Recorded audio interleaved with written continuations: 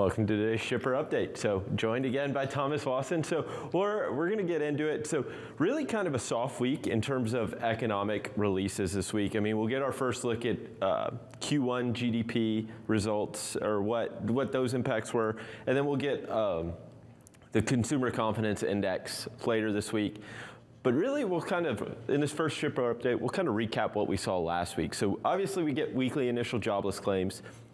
And what we saw was a slight uptick. I mean, I know 2 weeks ago we were at 185, but that got revised down, right? So down to about 173,000. So this most recent week we saw an uptick of about 4,000 up to 177,000. So definitely seeing we're still pretty safe, right? The labor market seems to still be quite strong. And I don't think there's any slowing that down yet. That's going to be kind of that last aspect of the economy to fall, right? I mean, we've talked about how you've seen a slowdown in consumer spending. I mean, you see retail sales, right? They were up 0.5%, but then you adjust it for the 0.5% month over month, but those numbers aren't adjusted for inflation.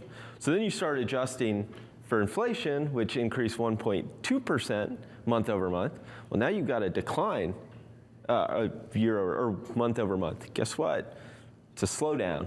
Not really what we're looking, I mean, what we've been talking about with freight demand, and you've talked about it a lot as well, it's been consumer driven, right? We talk about the flatbed market, and it's been strong, right? We haven't seen the softness like transition into the flatbed market. What we've seen it is stay.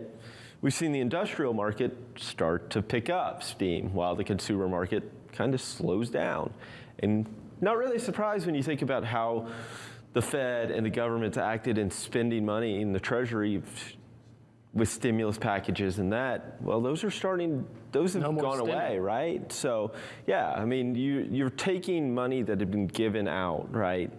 And now it's not there, which leads to comps that are obviously more difficult because people can't buy as much. Your dollar's not going as far when you're talking about an 8.5% inflation rate, which, yeah, it says 8.5 on the top line, but you start looking at some of the things that are essential, your energy prices, your food prices, your shelter prices, they're all rising faster than that 8.5%, right? They're sticky. They're very sticky. Shelter and rents as well. I like your jobless claim. Talking about that, 177,000, but if we look at labor force participation rate as a whole, there's a lot of slack still from when the first part of COVID, a lot of people left, they hadn't come back. So like you said, if there's smoke, there's fire. You can almost check joblessness claims and see where are we at right now? What's the temperature of the economy and the consumer? Because if something really starts going bad here, we're going to see this pick right back up. Yeah, and that's kind of the issue, or what to look for is like if we start to see the economy, I mean, we've talked about the shutdown in China. What's that mean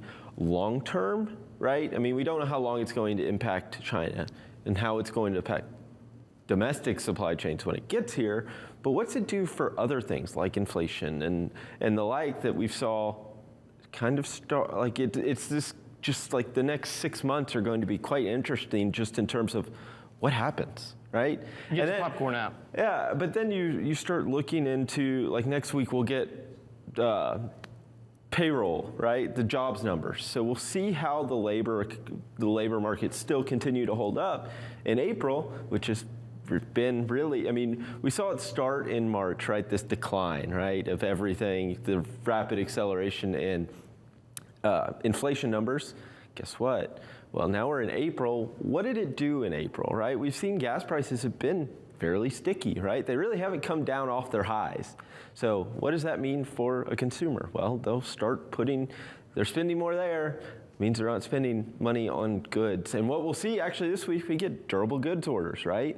And those non-defense capital goods orders, right? So we'll see kind of how that side of the economy continues to move throughout this volatile period, because it's almost like you've got two different economies. You've got the consumer economy and that industrial And that economy. puts you in a tough spot because we talked about earlier, I think, is what inventory levels. LMI index and everything, inventory warehousing space, all-time high. You know, we were in a situation where we had that much consumer demand, we just backstopped ourselves, and now it's hanging out, like you said, with these earnings calls coming up, earnings season. How are we going to respond to that? What's the consumer going to do? Because there's a big fear that you have all this backlog of inventory, like, oh, what's the next step? Yeah, it's kind of this. It's this two-sided approach. I mean, you think about the consumer's kind of in a good spot. They don't have to spend money. I mean, they have to spend money, but they don't have to go out necessarily and buy some of this discretionary spending that they've been doing, right? Well, shippers acted on how the consumer was, right? The consumer can change pretty quickly, right? Now you're starting to see that. Guess what? Inventory levels at all-time highs, rents way up. It gets more expensive, and now we have no idea what's coming once China reopens and what we see from that. I would say get your popcorn out, but right now in Shanghai, it's kind of like the Hunger Games. So we'll set up some popcorn for them out of solidarity. Yeah, awesome. Well, thank you, Thomas, for hopping up here with the shipper update. We'll throw it back over to Sydney Edwards. I think she has our first live guest.